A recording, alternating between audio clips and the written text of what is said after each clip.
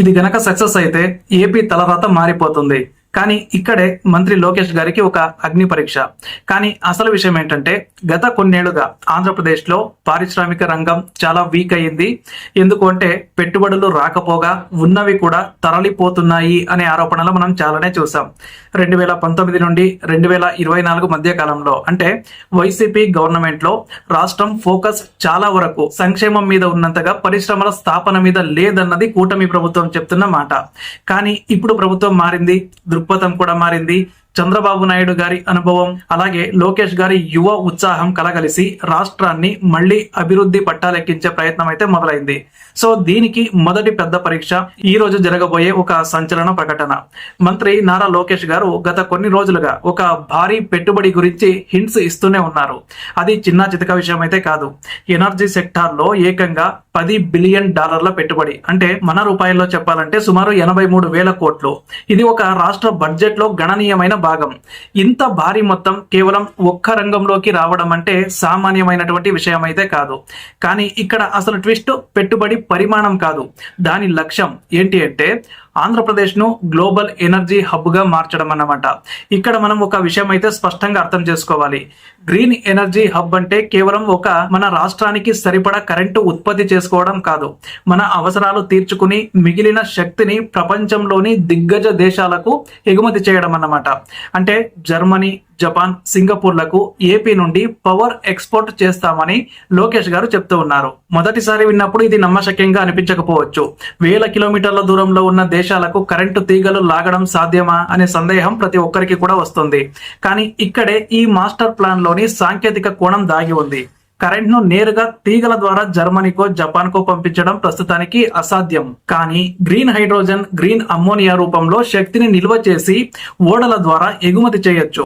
ప్రపంచం మొత్తం ఇప్పుడు శిలాజ ఇంధనాల నుండి బయటపడి కాలుష్య రహిత ఇంధనాల వైపు చూస్తోంది. అంటే జర్మనీ, జపాన్ లాంటి పారిశ్రామిక దేశాలకు భవిష్యత్తులో భారీ ఎత్తున గ్రీన్ హైడ్రోజన్ అవసరం. ఎందుకంటే అక్కడ వారికి సొంతంగా ఉత్పత్తి చేసుకునే వనరులు తక్కువ. కానీ ఆంధ్రప్రదేశ్ కు ఆ వనరులు చాలా పుష్కలంగా ఉన్నాయి. మనకు కావలసినంత సూర్యరశ్మి ఉంది, సుదీర్ఘమైన సముద్ర తీరం ఉంది, గాలి మరల ద్వారా విద్యుత్ ఉత్పత్తికి అనుకూలమైనటువంటి వాతావరణం ఉంది. సో ఈ సౌర పవన విద్యుత్ ను ఉపయోగించి నీటిని విడగొట్టి హైడ్రోజన్ ను ఉత్పత్తి చేస్తారు. ఇదే గ్రీన్ హైడ్రోజన్. దీనిని అమ్మోనియాగా మార్చి ఇతర దేశాలకు ఎగుమతి చేయొచ్చు. అంటే లోకేష్ గారు చెప్తున్న $10 బిలియన్ పెట్టుబడి కేవలం సోలార్ ప్యానెల్స్ కోసమో, గాలి మరల కోసమో కాదు. ఈ మొత్తం గ్రీన్ హైడ్రోజన్ ఎకో సిస్టమ్ ను నిర్మించడానికి. ఇందులో ఎలక్ట్రోలైజర్ తయారీ యూనిట్లు, hydrogen storage facilities, port infrastructure అన్ని కలిసి ఉంటాయి. అంటే ఈ ప్రాజెక్ట్ యొక్క ప్రధాన ఉద్దేశం ఏంటి అంటే స్వర్ణాంధ్ర 2047 విజన్ లో భాగం అన్నమాట. సో భారతదేశానికి స్వాతంత్రం వచ్చి 100 ఏళ్లు పూర్తయ్యే నాటికి ఆంధ్రప్రదేశ్ ను దేశంలోనే నెంబర్ 1 రాష్ట్రంగా నిలబెట్టాలనేది ప్రస్తుత ప్రభుత్వం యొక్క లక్ష్యం. ఆ లక్ష్యాన్ని చేరుకోవాలంటే ఇలాంటి భారీ ప్రాజెక్టులు 1-2 కాదు, 10ల సంఖ్యలో రావాలి. ఇప్పుడు సామాన్యుడికి వచ్చే అసలు ప్రశ్నకు సమాధానం చెప్తాను. ఈ 83,000 కోట్ల పెట్టుబడి వల్ల నాకేంటి లాభం, రాష్ట్ర యువతకు ఏం ఒరుగుతుంది అంటే ప్రభుత్వం చెబుతున్న లెక్కల ప్రకారం ఈ ప్రాజెక్టు ద్వారా ప్రత్యక్షంగా 8,000 ఉద్యోగాలు రాబోతున్నాయి.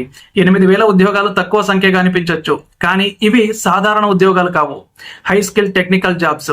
సో ఈ రంగంలో నైపుణ్యం సంపాదిస్తే ప్రపంచంలో ఎక్కడైనా కూడా డిమాండ్ ఉంటుంది. అంతేకాదు ప్రత్యక్షంగా వచ్చే ప్రతి ఒక్క ఉద్యోగానికి పరోక్షంగా మరో 3 నుండి 4 ఉద్యోగాలు సృష్టించబడతాయి. ఎలా అంటే transport, logistics, maintenance, service sector, ఇలా అనేక రంగాల్లో ఉపాధి అవకాశాలు అయితే పెరుగుతాయి. సో ఆ ప్రాంతంలో ఆర్థిక కార్యకలాపాలు ఊపందుకుంటాయి, భూముల ధరలు పెరుగుతాయి, చిన్న మధ్య తరహా పరిశ్రమలకు కొత్త ఆర్డర్లు వస్తాయి. అంటే ఒక భారీ పరిశ్రమ వస్తే దాని చుట్టూ ఒక ఆర్థిక వ్యవస్థ అనేది తయారవుతుంది. ఇన్వెస్టర్లకు మేమున్నాం, మా పాలసీలు మారవు, మీ పెట్టుబడికి భద్రత ఉంటుంది అనే భరోసాను ఇవ్వడమే ఈ $10 బిలియన్ డీల్ వెనుక ఉన్న అసలు రాజకీయ వ్యూహం. అయితే ఇంత భారీ ప్రాజెక్టుకు సవాళ్లు కూడా అదే స్థాయిలో ఉంటాయి. ఏంటంటే మొదటిది భూసేకరణ, 1000 ఎకరాల భూమి దీనికి అవసరం. అండ్ రెండవది నీరు. గ్రీన్ హైడ్రోజన్ ఉత్పత్తికి భారీ మొత్తంలో నీరు కావాలి. సముద్రపు నీటిని డిసాలినేషన్ చేసి వాడతారా లేక ఇతర వనరులు చూస్తారా అనేది స్పష్టత రావాలి. ఇక మూడవది మౌలిక సదుపాయాలు. ఉత్పత్తి అయిన హైడ్రోజన్ ను పోర్టుల వరకు తరలించడానికి, అక్కడి నుండి ఎగుమతి చేయడానికి ప్రపంచ స్థాయి ఇన్ఫ్రాస్ట్రక్చర్ అయితే అవసరం అవుతుంది. సో ఇవన్నీ రాత్రికి రాత్రి జరిగే పనులైతే కాదు, దీనికి సమయం పడుతుంది, సహనం కావాలి, అన్నిటికి మించి చిత్తశుద్ధి కావాలి. నారా లోకేష్ గారు ఈ ప్రాజెక్ట్ ను తన భుజాల మీద వేసుకున్నారు. ఇది గనక విజయవంతం అయితే పరిశ్రమల శాఖ మంత్రిగా ఆయన తనదైన ముద్ర వేసినట్టే. రాజకీయంగా కూడా ఆయన స్థానం మరింత పదిలమవుతుంది. విమర్శకుల నోళ్లు మూయించడానికి ఇంతకంటే పెద్ద సమాధానం అయితే ఉండదు. కానీ ఒకవేళ ఇది కేవలం కాగితాలకే పరిమితమైతే, ఎంఓయూలు కుదుర్చుకొని తర్వాత ఆటకెక్కితే మాత్రం వచ్చే విమర్శలు తట్టుకోవడం కష్టం. ఎందుకంటే ప్రజలు ఇప్పుడు ఫలితాలను కోరుకుంటున్నారు, మాటలను కాదు. సో ఈ రోజు సాయంత్రం 6 గంటలకు లోకేష్ గారు చేసే ప్రకటనలో కేవలం పెట్టుబడి మొత్తం మాత్రమే కాదు, ఆ పెట్టుబడి పెట్టే సంస్థలేవి, వారికి ప్రభుత్వం ఇస్తున్న రాయితీలు ఏంటి, ప్రాజెక్టు టైం లైన్ ఏంటి, భూసేకరణ ఎక్కడ జరుగుతుంది, పర్యావరణ అనుమతుల పరిస్థితి ఏంటి, ఇలాంటి అనేక ప్రశ్నలకు సమాధానాలు దొరకాలి. అప్పుడే ఈ మెగా ప్రాజెక్ట్ మీద ఒక స్పష్టత వస్తుంది. ఆంధ్రప్రదేశ్ భవిష్యత్తు ఇప్పుడు ఒక కీలకమైన మలుపులో ఉంది. ఒకవైపు వ్యవసాయం, సంక్షేమం, మరోవైపు పారిశ్రామీకరణ, ఆధునికత. ఈ రెండింటిని బ్యాలెన్స్ చేసుకుంటూ ముందుకు వెళ్లడం కత్తి మీద సామ లాంటిదే. సో స్వర్ణాంధ్ర 2047 అనేది ఒక కళ. ఆ కళను నిజం చేసుకోవడానికి గ్రీన్ ఎనర్జీ ఒక ఇంధనం లాంటిదన్నమాట. జర్మనీ, జపాన్లకు శక్తిని ఎగుమతి చేయడం అనేది మన సత్తాకు ఒక పరీక్ష. ఈ పరీక్షలో ఆంధ్రప్రదేశ్ నెగ్గితే ప్రపంచ పటం మీద మన స్థానం శాశ్వతంగా మారిపోతుంది. ఆ మార్పుకు శ్రీకారం ఈ రోజే పడుతుందా, వేచి చూడాలి. మీకేమనిపిస్తుందో కామెంట్ చేయండి. అలాగే మన ఛానల్ ను సబ్స్క్రైబ్ చేసుకొని పెట్టుకోండి.